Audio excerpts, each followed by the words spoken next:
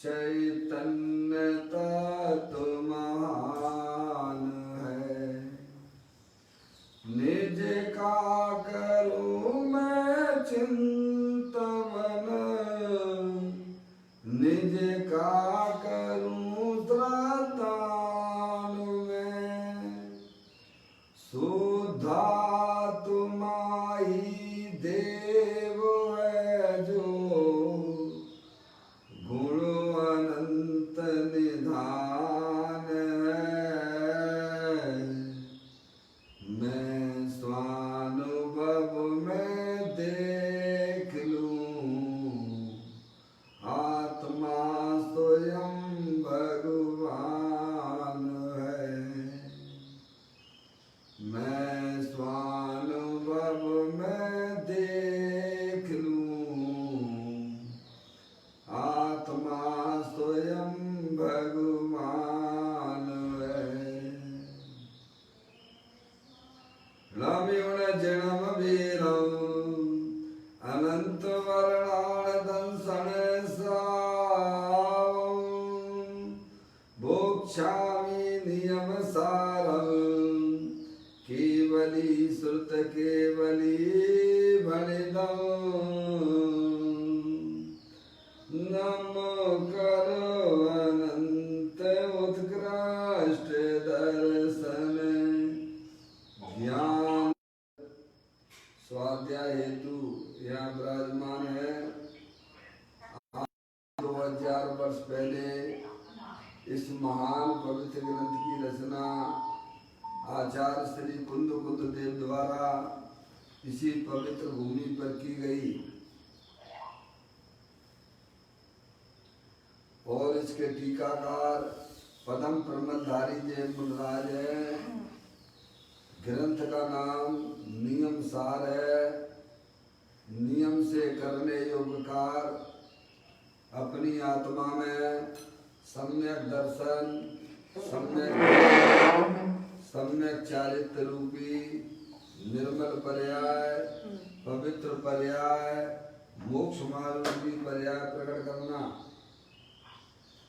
अनादि काल से हमारे आपकी आत्मा में पर को अपना जानने वाली, पर को अपना मानने वाली और पर के साथ संबंध रखने वाली ऐसी मोह राग देश रूपी अपवित्र पर्याय, मलिन पर्याय प्रकट है, जो स्वयं दुख स्वरूप है और अनंत दुख का कारण है।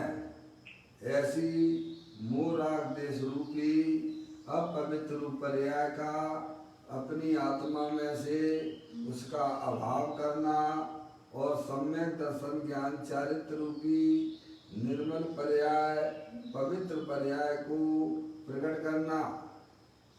ऐसे कार्य की प्राप्ति जिनवाणी माता के माध्यम से अपने आत्मा के स्वरूप को पहचानना। अपनी जो आत्म वस्तु है वह पर द्रव पर भावों से भिन्न है और अपने ज्ञानादि अनंत शक्तियों सहित तीनों काल विद्वान वस्तु है। ऐसे गायक प्रभु परमात्मा का माँ जनवाणी माता के द्वारा परिचय करके तत्पश्चात शरीर रागादि ये सब कर्मकृत वस्तुएं हैं। इनका हमारे आत्मा के साथ में किसी प्रकार का कोई संबंध नहीं है।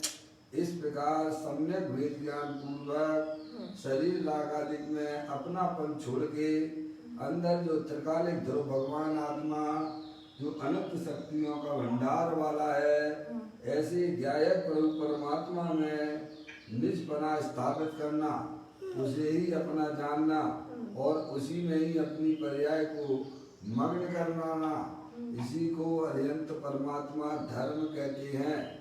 देखिएगा उसकी चर्चा आचार्य भगवंतों ने एक एक गाथा, एक एक कलश और टीका के माध्यम से हमें अपने आत्मा को समझाया है। यहाँ पर नियम सार जी का चौथा अधिकार चल रहा है, जिसका नाम है व्यवहार चारित्र अधिकार। मुनराज के 28 मूल गुणों की चर्चा इस अधिकार के अंतर्गत आई है। यहाँ पर 64वें नंबर की गाथा चल रही है। मुनिराज के आदान निक्षेपण समिति की चर्चा है। उसका अपन प्रारंभिक पाठ करते हुए आगे उस चर्चा को समझते हैं। पुस्तक कमंडल आदि निक्षेपण ग्रहण करते यति होता प्रयत परिणाम व आदान निक्षेपण समिति। क्या कहते हैं कि पुस्तक कमंडल आदि लेने रखने संबंधी प्रयत्न परिणाम वह आदान निक्षेपण समिति है। क्या कहते हैं आचार्य कुमकुम देव?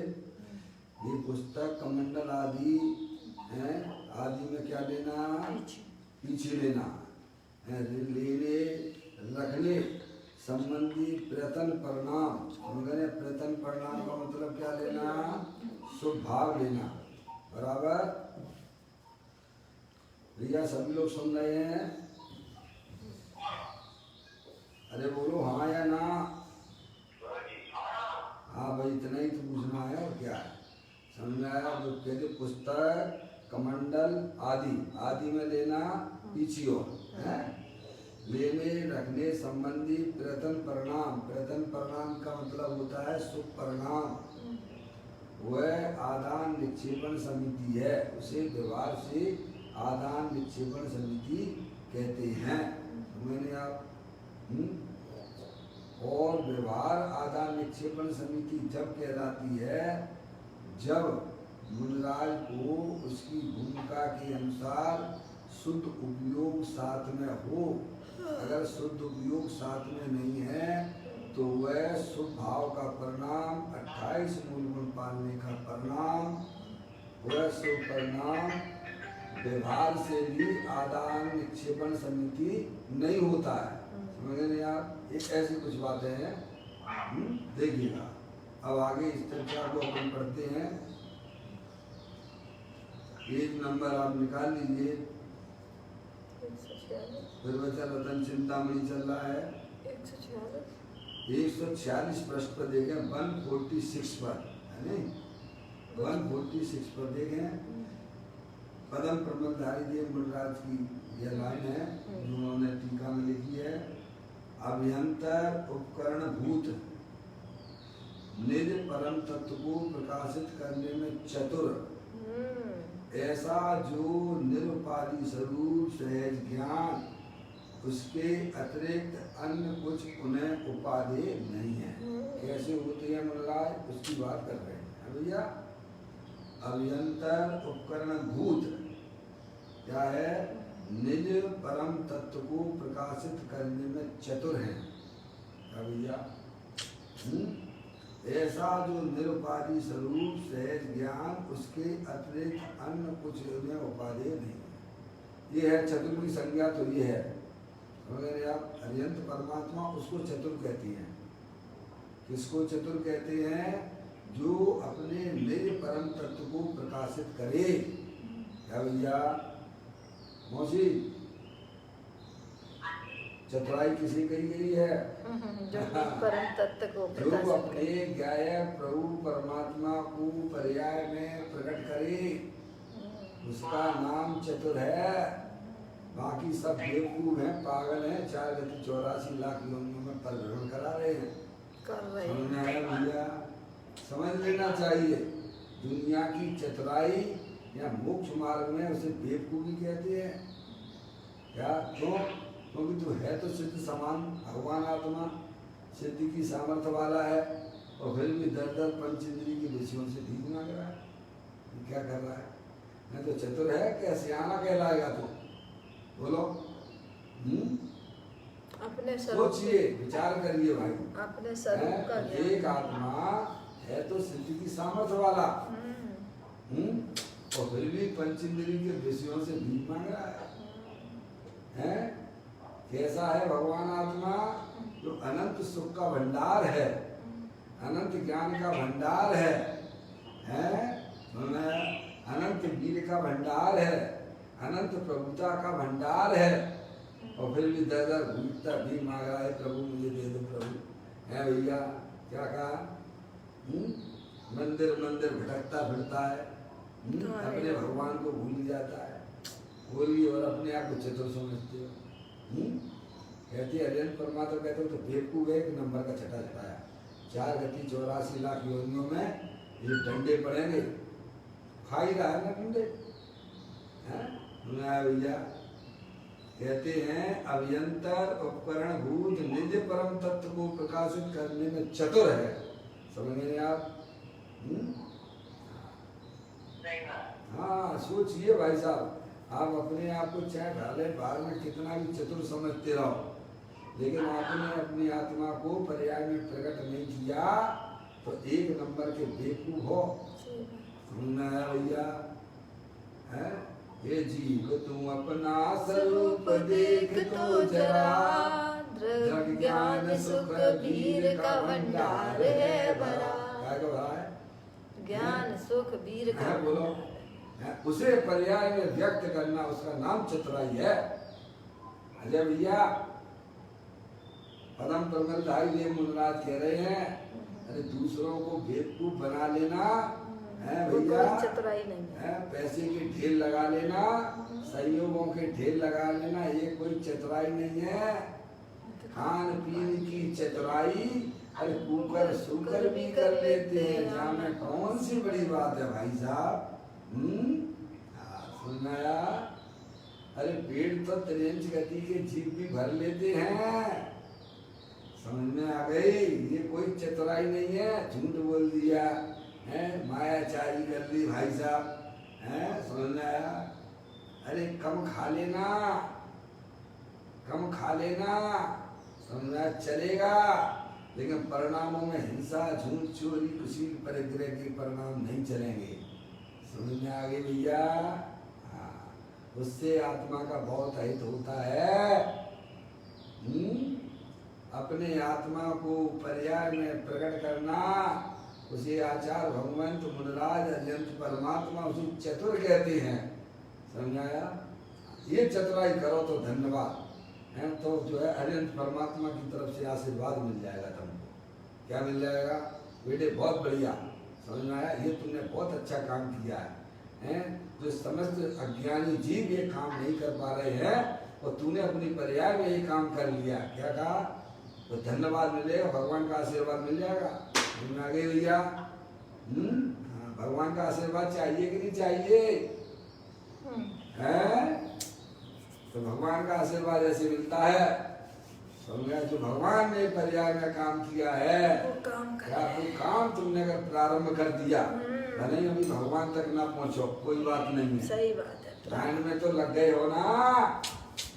जिसका सेवन अरिहंत परमात्मा करते हैं, जिसका सेवन सिद्ध परमात्मा करते हैं, जिसका सेवन साधु परमेष्ठी करते हैं, जिसका सेवन समस्त समय दृष्टि जीव करते हैं, वो तुमने अगर चालू कर दिया तो धन्यवाद के पात्र हो जाओगे भाई साहब। नहीं तो 4 गति 84 लाख के डंडे पड़ेंगे। भैया हाँ, ऐसी बात है भैया। देखो यहाँ लिखा, स्पष्ट लिखा, अभियंतर उपकरण भूत निज परम तत्व को। निज यानी कपू भैया, निज का मतलब क्या होता है? निज का मतलब स्वयं। निज का मतलब स्वयं। स्वयं, पहले निज का मतलब स्वयं है मौसी। निज का मतलब स्वयं। स्वयं यानी कौन हो? आत्मा हो, शुद्धात्मा हो, अनंत शक्तियों के भंडार वाले हो। क्या भाई? क्या लेना? निज का मतलब स्वयं है, स्वयं का मतलब होता है शुद्धात्मा। मैं मनुष्य नहीं हूँ, मैं स्त्री नहीं हूँ, मैं रागी द्वेषी नहीं हूँ, ये तो सब कर्म करत वस्तुएं हैं। इनसे निराला मेरा चेतनेश्वर भगवान आत्मा, जो अनंत शक्तियों के भंडार वाला है। पापा है? कितने भंडार हैं आपके पास में? सोने के, चांदी के, रुपया पैसे के? सब माटी धूल है। उनमें तो लेके ये सलाई लेके आग लगा देना। 24 घंटे हम जिसके पीछे भागा करते हैं, मालूम पड़ा हम तो बेवकूफ निकले। क्या निकले? पूरी जिंदगी लगा सारी हमने संयोगों को इकट्ठा करने में और उनकी है, व्यवस्था भगवान के पास गए, भगवान कहेंगे एक नंबर के बेवकूफ है, तुझे मनुष्य पर्याय मिली थी तो काय के लिए मिली थी कि अपने चेतनेश्वर भगवान आत्मा को पर्याय में व्यक्त करने के लिए मिली थी। है भैया, अगर प्रधानमंत्री 5 साल रह के अच्छा कार्य नहीं करता है देशवासियों को, तो उसे भाई साहब नीचे गद्दी से नीचे बैठा दिया जाता है।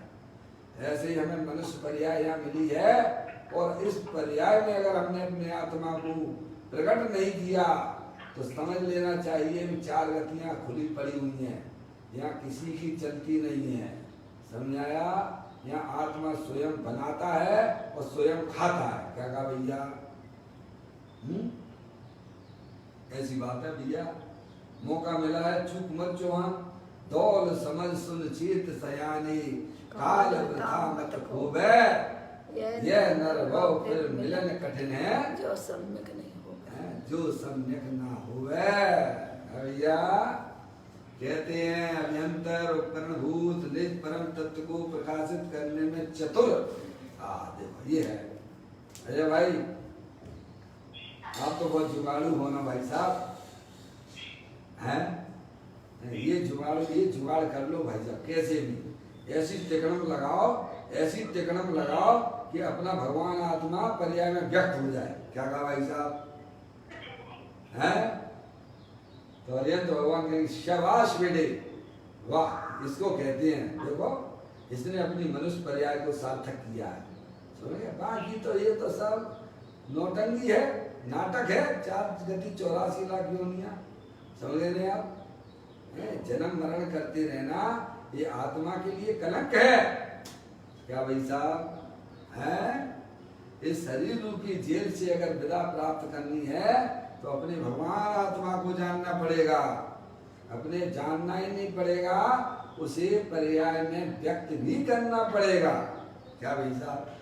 जानने से भी काम नहीं चलेगा वैसे। हाँ नहीं तो अपन को कोई पीएचडी थोड़ा लेना है। क्या भैया? कोई सर्टिफिकेट लेने के लिए स्वाध्याय करते हैं क्या? हैं? अपनी आत्मा को पर्याय में व्यक्त करने के लिए स्वाध्याय किया जाता है। समझ में आया भैया?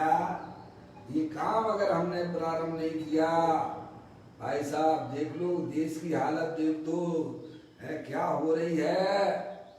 अभी तो कुछ भी नहीं है, अभी तो स्टार्टिंग है रे भैया। पूरे विश्व की हालत क्या हो रही है, अभी तो स्टार्टिंग है। ये पंचम काल तो अभी चालू हुआ है, अभी तो शेष बाकी है। कितना? पंचम काल भैया कितने हजार साल का होता है? 21,000 का सुख भैया है, 21,000 वर्ष है। और अभी कितने साल हो गए भैया पंचम काल को? 2,500 वर्ष ही निकले हैं। 2,500 वर्ष हुए भाई साहब। 21 में से 2.5 निकाल दो तो कितने बचते हैं? 18,500 है भैया। ये तो स्टार्टिंग है, देख लो। कल जो है गाय समय राजा बना हुआ व्यक्ति आज भिखारी हो गया है। जहाँ अमेरिका सुपर में गिना जाता था आज दिनहीन हो गया है। क्या कहा भाई साहब? समझ में आया? इस कर्म की चाल को पहचानने का प्रयत्न करना, सही बात है। अंदर में अपने भगवान आत्मा को पर्याय में व्यक्त करना, इसका नाम चतुराई है। ये अभी तो स्टार्टिंग है, अभी तो बहुत बड़े जो है भाई साहब वायरस आने वाले हैं। ये पंचम काल में जन्म लेना, विभीषण ने क्या कहा था? अगर मैं झूठ बोलूं तो पंचम काल का मनुष्य हूँ। क्या भैया? यानी पंचम काल के मनुष्य बनना भी वह कलंक है भैया। हम आप आए हैं तो कलंक है ये। सब विराधना करके आते हैं। अब इसमें कोई समझदार होता है वो उसी को क्या समय अपना काम कर लेता है भाई साहब। ये है कुछ, ये है कला। कला 72 पुरुष की तामे 2 सरदार, एक जीव की जीविका और एक जीव उद्धार। अपने गायक प्रभु परमात्मा को पर्याय में व्यक्त करना, इसका नाम कला है। कला यानी का प्लस ला इक्वल टू कला। का मतलब होता है कारण परमात्मा, ला यानी का प्लस ला, ला यानी प्रकट करे। क्या भैया? अपने कारण परमात्मा को पर्याय में व्यक्त करे, उसका नाम कला है।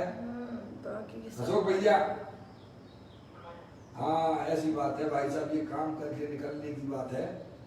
बाकी तो ये तो ऐसा है, संयोग इकट्ठे करना, ये तो त्रियंच गति के संस्कार है भैया।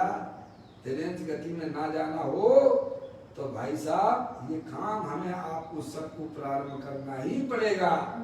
समझ आया भैया? त्रियंच गति के तुम देखो, या मनुष्यों की भी हालत क्या हो गई है, देखो कोरोना वायरस के कारण से।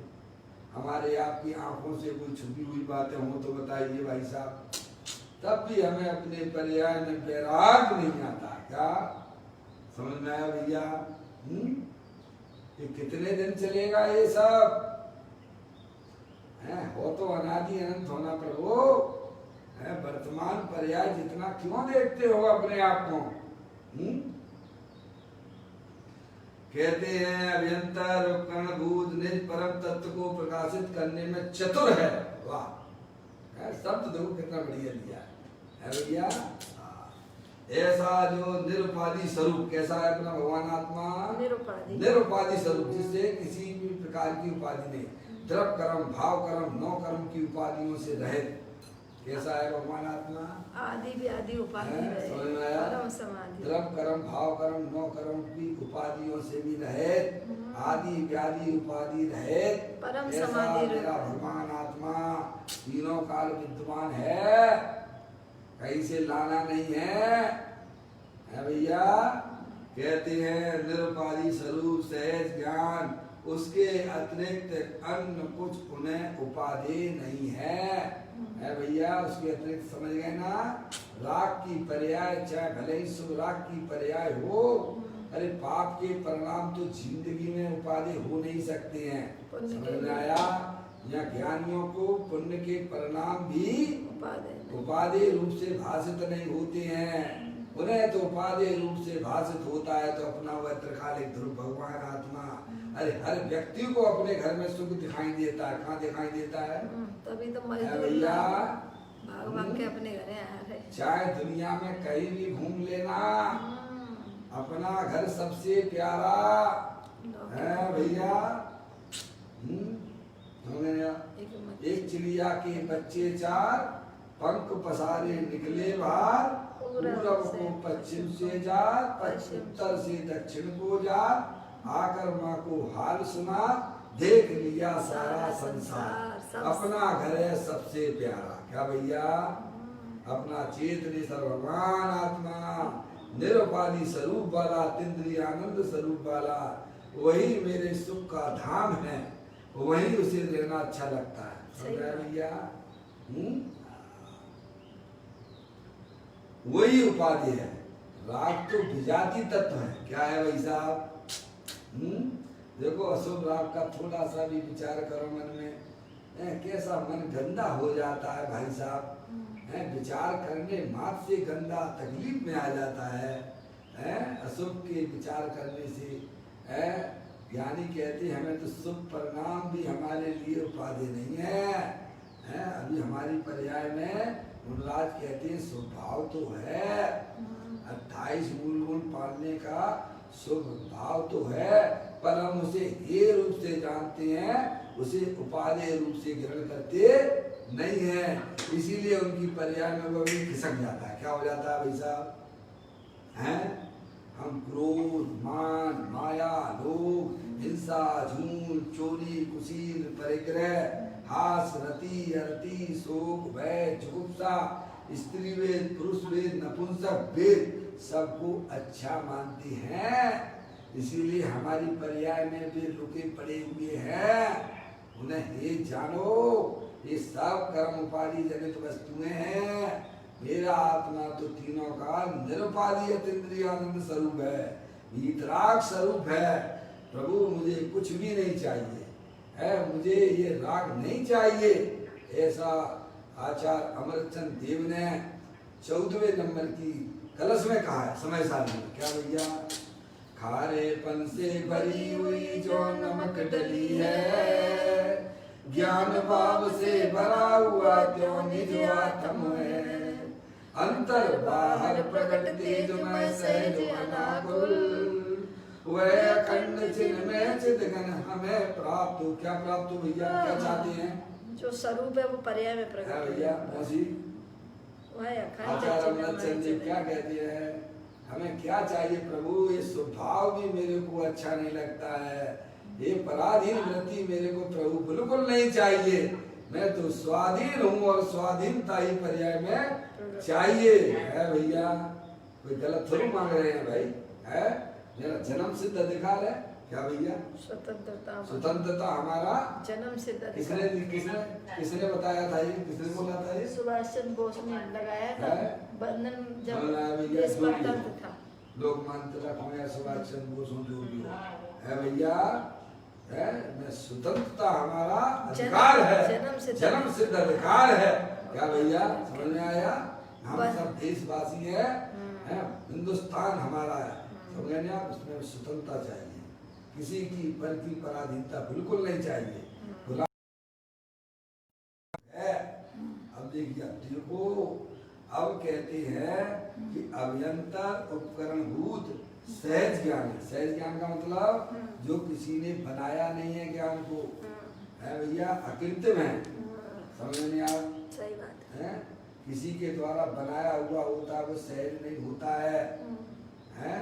सहज ज्ञान, सहज ज्ञान, ज्ञान में का समय कोई कष्ट हो तो वह ज्ञान ज्ञान नहीं कहलाता है, ऐसा सहज ज्ञान निरुपाधि स्वरूप है। और वह मुनि का उपकरण है। क्या है? अभ्यंतर उपकरण भूत सहज ज्ञान है। क्या भैया? है? वह मुनिराज का क्या है? उपकरण है। पूर्णानंद स्वरूप अखंड अभेद निज परम तत्व को प्रकाशित करने में चतुर, ऐसा जो यह निरुपाधि स्वरूप स्वाभाविक ज्ञान है उसे पूर्ण ज्ञानानंद स्वरूप है। जो पूर्ण ज्ञानानंद स्वरूप है वह एक ही मुनि को उपाधि है। क्या भैया? डॉक्टर साहब, क्या उपाधि होना चाहिए? भगवान कह के, भगवान अपन को भगवान कह रहे हैं तो हमारे लिए आनंदित वाली बात है ना, है? अगर अपन कोई गाली आली दे तो समझ में आता है, भगवान हमसे कह दे तो भगवान स्वरूप हो, है भैया, उसका सेवन करो। अब कैसे कर सकते हो? इसमें अपनी तिकड़म लगाना पड़ेगी भाई साहब। क्या कहा? हाँ, समझ में आया भैया? ऐसा है डॉक्टर साहब, बहुत सुंदर है। माँ जनवाणी माता का स्वाध्याय और उसके द्वारा किया गया चिंतन है भैया, बहुत अच्छा है भैया। कहते हैं जो पूर्ण ज्ञानानंद स्वरूप है वह एक ही मुनि को उपाधि है, और जो मुनि को उपाधि है वो हमें भी उपाधि होना चाहिए। मुनिराज अच्छी चीज खाती है ना, अरे बड़े लोग अच्छी चीज खाएं तो अपना मुंह भी कैसा हो जाता है भाई साहब, अच्छा नहीं लगता है? कोई बड़ा व्यक्ति अच्छी चीज सामने खा रहा हो और अपन वहाँ बैठे हो तो अपना मन कैसा होता होगा? अरे बोलो, ललचाने लगता है? कैसे ललचाता है कि नहीं मौसी? है तो यहाँ मुनिराज इतनी बढ़िया चीज का सेवन कर रहे हैं तो अपना मन क्यों नहीं ललचाता है भैया? इससे बढ़िया चीज दुनिया में नहीं मिलेगी। इतना भी घुमाना और अनादिकल से कल क्या रहे हो, घूमे ही तो रहे हो ना, है भाई साहब? ना भूतो ना भविष्य, कभी इससे अच्छी चीज ना थी और ना भैया। देखो दिया तले अंधेरा हो रहा है, गजब हो रहा है। क्या भाई साहब? दिया तले ही अंधेरा हो रहा है। अरे मेरे घर में वो चीज पड़ी हुई है, हम कभी भी उधर देखते ही नहीं है। क्या हो रहा है? श्रीमद राजचंद जी कहती है, देखो भैया, किसी ने पूछा उनसे, महाराज जी, आप जो है आपका ये शरीर इतना दुबला पतला क्यों है? तो वो कहती है देखो हमारे 2 खेत हैं। कितने? 2 खेत हैं। 2 खेत हैं, एक ज्ञान का खेत है, एक जड़ का खेत है। क्या है भैया? तो हम जिधर पानी डालेंगे ना उधर का खेत तो है वो हल जाएगा, और जिधर नहीं डालेंगे वो सूख जाएगा। बोलो भैया, समझ गए कि नहीं समझ गए? समझ गए हैं? उत्तर तो उन्होंने दे दिया, समझदार हो तो समझ जाएगा। उसने क्या प्रश्न पूछा श्रीमद राजचंद्र जी से कि प्रभु आप इतने दुबले पतले क्यों हो? तो उन्होंने उसका जवाब दिया, भैया पहले तो ये समझ लो हमारे दो खेत है, एक चेतन खेत है और एक जड़ का खेत है। और जिधर पानी डालेंगे तो वो खेत हर जाएगा ना, दूसरा सूखेगा। समझ आया? तो उनकी ज्ञान की पर्याय अपने अखंड ज्ञान ज्योति स्वरूप पे लगी हुई है, इसीलिए वो अंदर में हर आ रही है जबरदस्त रूप से। और शरीर रूपी जड़ तो जो है भाई साहब अनादिकाल से अपन उसी की सेवा करते आ रहे। किसकी है? तो आत्मा अंदर से मुरझाया जा रहा है और शरीर जो है, अरे वेट कम करो अजय भैया, क्या करो? डॉक्टर क्या कहेंगे? भाई साहब अपना वेट कम करो। अरे वेट कम हो कैसे हैं? हर चीज तो खाने की इच्छा बनी रहती है, अब कहाँ से वेट कम होगा भाई साहब? है 24 घंटा तो उसकी सेवा में लगे हुए हैं, कहाँ से होगा? और वेट कम हो जाए तो सामने वाला कहेगा भाई साहब है ये क्या हो गया आपको? कौन को है कमजोर दिखने लगे तो कहे तुम्हें क्या होगा? अरे तू कौन है प्रभु? ये तो पहचान। अज्ञानियों की बातों में ना फंसना ये सब कर्म कृत वस्तु में है शरीर रागादिक पर पदार्थ, ये सब कर्म कृत वस्तु में है, जिनसे मेरा भगवान आत्मा तीनों काल भिन्न है, सिद्ध की सामर्थ्य वाला है, उसका मुनराज सेवन करते हैं। यह उनका निश्चय उपकरण है। क्या भाई? ऐसी बातें देखो यहाँ लिखा है। कहते हैं पूर्णानंद स्वरूप अखंड अवेद निज परम तत्व को प्रकाशित करने में चतुर हैं। हैं भैया? ये करते हैं मुनराज। समझे आप?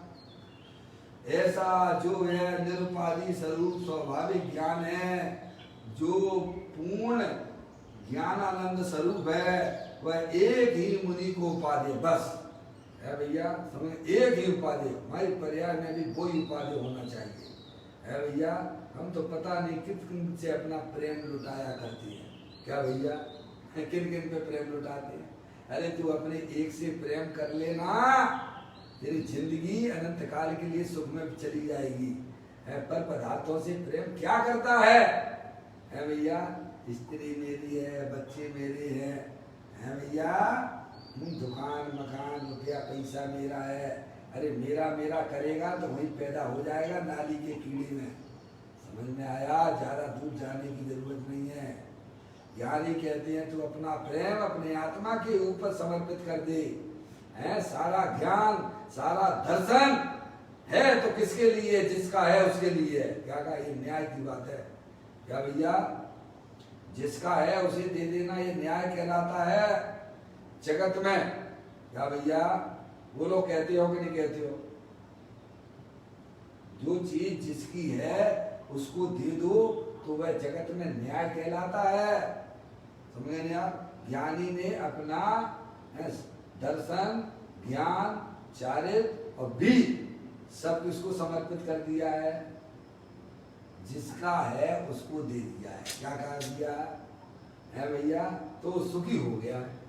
और हम कहाँ दर्शन ज्ञान चारित्र वीर लुटाया करते हैं?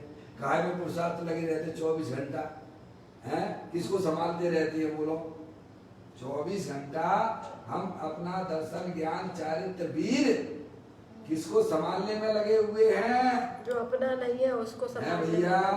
और वो कभी तुम्हारा हो पाया है क्या? जो तुम किसी के साथ बहुत अच्छे अच्छे काम करो, अच्छे अच्छे कार्य करो है भैया, लेकिन जरूरत पड़ने पर वह तुम्हारे काम में आए तो पर्याय में कैसा अनुभव होता है? बोलो है भैया, समझ में आया नहीं? ज्ञानी कहते हैं तुम पर को कितना भी अपना मानते रहो पर वह तुम्हारा कभी हो सकता नहीं है। ऐसा ज्ञानियों ने सम्यक वेद ज्ञान अपनी पर्याय में प्रकट किया है। ये शरीर राग आदि हम चाहे कितना भी ने अपना मानते रहे, पर वह हमारे कभी हो सकते नहीं है। इसीलिए वहां से उसने अपनी दृष्टि को मोड़ लिया है। क्या भैया, अंदर में जो चेतनेश्वर भगवान आत्मा जो अनंत शक्तियों के भंडार वाला है, बस वहां वह ज्ञान वापस आ गया। क्या आ गया भैया? है भैया? कहते हैं जो पूर्णानंद, जो पूर्ण ज्ञानानंद स्वरूप है, वह एक ही मुनि को उपाधि है। इसके अतिरिक्त वर्तमान पर्याय भी उपाधि नहीं है। लो भाई साहब, क्या कह दिया? पर पदार्थ तो उपाधि है नहीं है भैया। राग भी उपाधि नहीं है। क्या भैया? और जो वर्तमान पर्याय है ना, उत्पाद व्यवहारी है भैया, है तो वो आत्मा की, पर वह भी उसे उपाधि नहीं है। पर वह पर्याय को अपना त्रिकालिक ध्रुव भगवान आत्मा उपाधि है। जो शीलवती स्त्रियां हुआ करती हैं दुनिया में, कितने भी पुरुष क्यों ना हो, पर वे अपनी नीयत खराब नहीं करती हैं।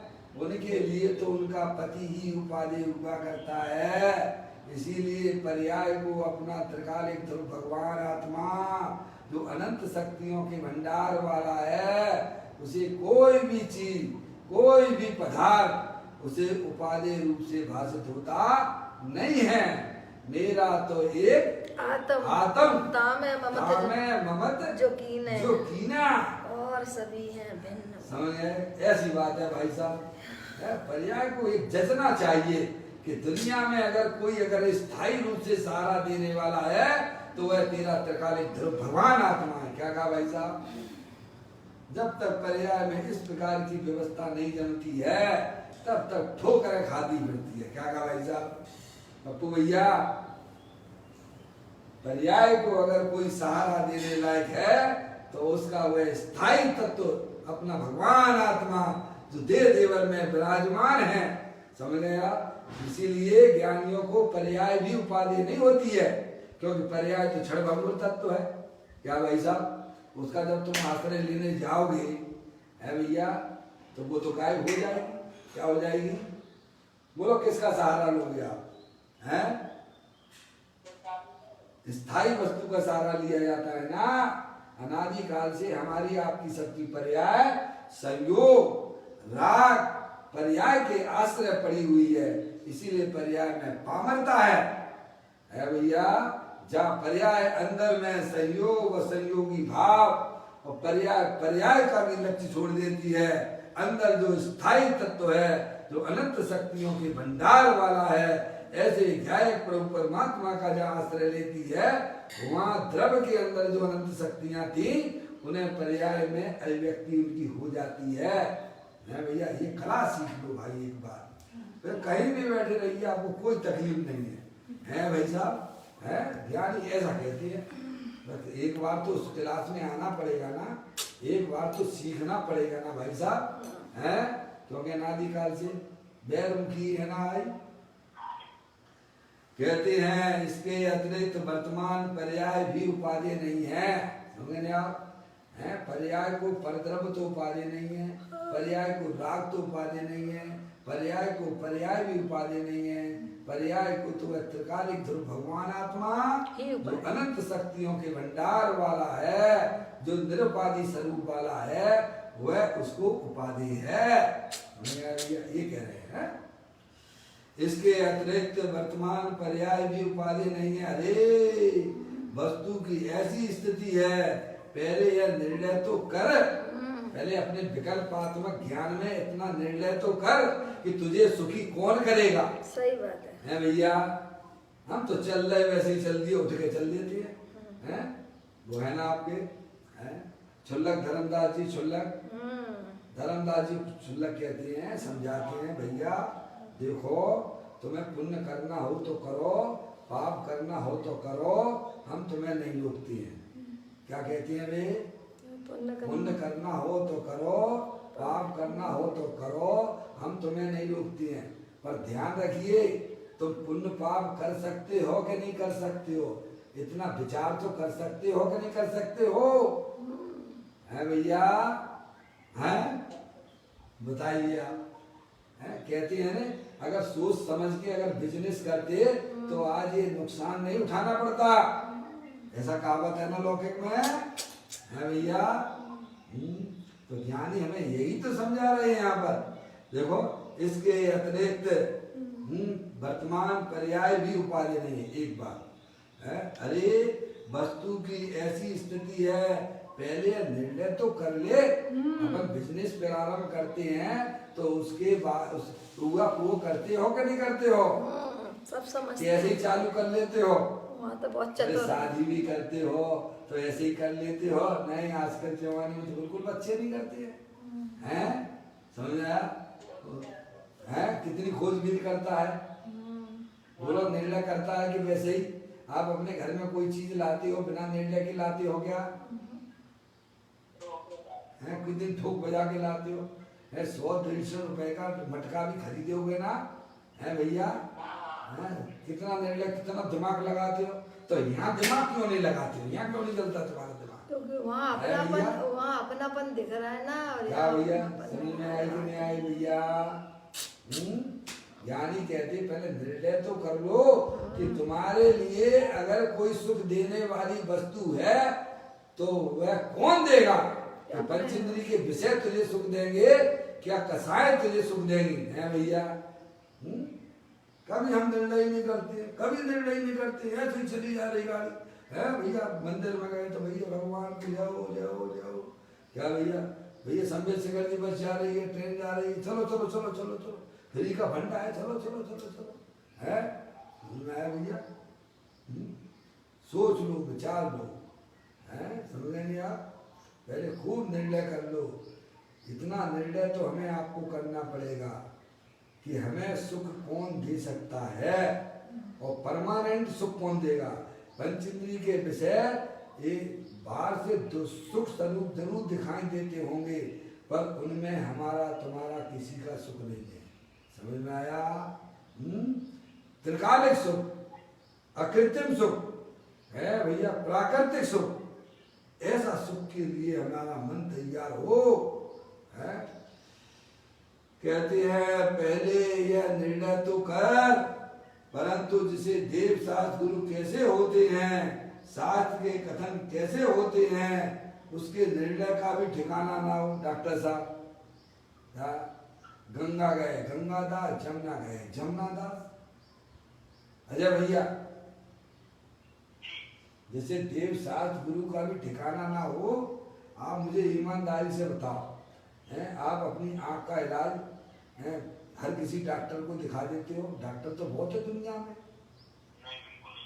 नहीं दिखाते हैं। तो यहाँ देश शास्त्र का निर्णय क्यों नहीं करते हैं? बताइए आप। अब उनकी बात हमें प्यारी कैसे लगेंगी? हमारी पर्याय में ऐसा क्या हो रहा है जो इस बात को स्वीकार नहीं करता है कि देव सच्चे कौन है? क्या भैया? हैं बताइए कितनी कीमती मनुष्य पर्याय है और कितने कितने अनंत काल बाद मिल रही है, उसमें हमें देव का भी निर्णय नहीं है। गजब हो गया। गुरु का भी निर्णय नहीं है। क्या कहा? बस भिखारी जैसे घूमते रहते हैं, भिखारियों जैसे। चलो भैया यही हमारे देव है, यही हमारे जो मिल गया है वही बस। गंगा गए गंगादास, जमुना गए जमुनादास, और बस ऐसे खड़े रहे। खड़े रहोगे अनंत काल से खड़े हो तो अभी भी खड़े रहोगे। अरे निर्णय तो करो कि इस विश्व का अगर देव कैसा होता है, उसका क्या स्वरूप होता है। क्या इसमें कोई पैसा लग रहा है क्या? और इसमें डरने की क्या बात है? भैया हमें निर्णय करना चाहिए कि इस विश्व का भगवान कौन है, उसका क्या स्वरूप है। समंत आचार्य देव कहते हैं हम ऐसे अरिहंत भगवान को नमस्कार नहीं करते हैं। समझ में आया? मैं उनकी भी परीक्षा करता हूँ। कौन कह रहा था? जो अगली 24वीं में 3 नवंबर होने वाले हैं, ऐसे समंत आचार्य देव ये आकाश में गमन करते हैं। तो भैया ये देव हो गए, ऐसा भी नहीं है। समो शरण लगा हुआ है इसीलिए देव है।